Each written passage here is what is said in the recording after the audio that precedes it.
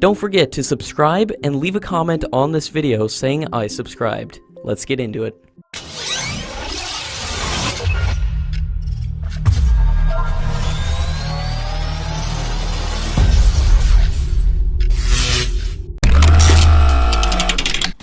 The Tejas SP-9, which is the 9th series production aircraft, has successfully completed its maiden flight today.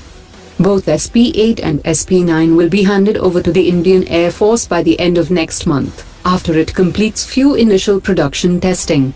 Hindustan Aeronautics Limited had promised to deliver 3 aircraft by the end of March, and the back-to-back maiden flights of SP-8 and SP-9 have also cleared the way for the first flight for SP-10 aircraft by end of this month.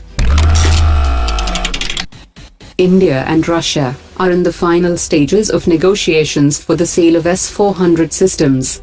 A commercial contract is expected to be signed in the first week of April during the visit of Indian Defence Minister to Russia.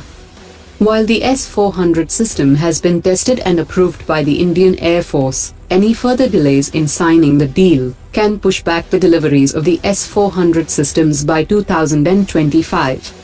It is also expected that the Defence Minister will discuss the proposed bilateral collaboration on the development of a 5th-generation fighter aircraft, and both the countries will also hold discussions on spare parts of Russian systems, upgradation and maintenance for Russian-made defense systems.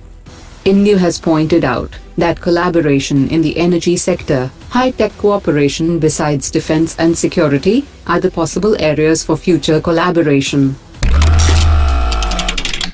India has started the fast-track procurement of more than 70,000 rifles and around 90,000 carbines. Earlier today, the Defence Ministry had issued a request for proposal to 12 manufacturers, specifying that it should have an effective range of 500 meters and will be procured without telescopic sights and night vision sights, as it will be procured separately. The budget allocation does not cover the scale of military modernization that is urgently required for the 3 services. In the case of Indian Army, the budget allocated for modernization is 268.16 billion rupees, against the Army's demand of 445.73 billion rupees, which is about 60% of the requested funds. The Indian Air Force is down to 31 squadrons, while the Navy is also facing significant shortfalls of ships and submarines, as well as modernization of naval bases and facilities.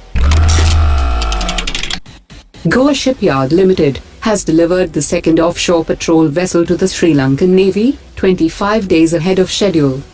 The vessel is the largest and most advanced ship of the Sri Lankan Navy. This is the 4th offshore patrol vessel which has been delivered in the current financial year.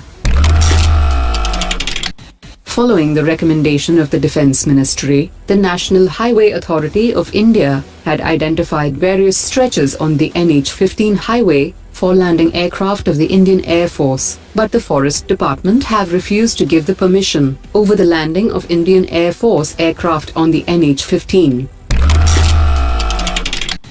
The Indian Navy has decommissioned 3 of its mine-sweeping vessels. The ships retired after 3 decades of service in the Indian Navy. Each of these ships sailed around 30,000 nautical miles during their operational life.